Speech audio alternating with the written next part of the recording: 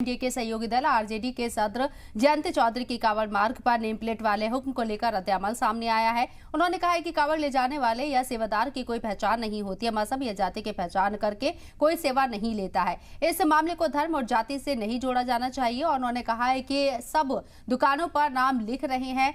McDonald और burger king क्या लिखेगा? आरएलडी लक्ष्य ने ये फैसले पर सवाल उठाए हैं और कहा है कि फैसला ज्यादा सोच समझकर नहीं लिया गया है। अभी भी वक्त है, फैसला वापस हो जाना चाहिए, इस पर ज्यादा जोर नहीं दिया जाना चाहिए। उन्होंने कहा है कि अब कहां अपना नाम लिखें कि अपने कुर्ते पर भी यहाँ पर अपना नाम लिख ले और इसके साथ ही नाम देखकर हाथ मिलाओगे क्या मुझसे? उन्होंने ये तमाम बातें कही हैं।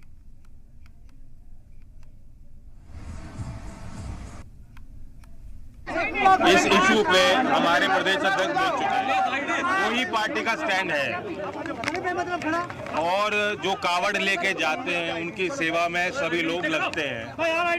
ना तो कावड़ लेके जाने वाला व्यक्ति कोई पहचान करता है, जो सेवादार है उनकी वो एक आशीर्वाद की तरह वो प्राप्त करते हैं, ग्रहण करते हैं और आगे चलते हैं अपने काम।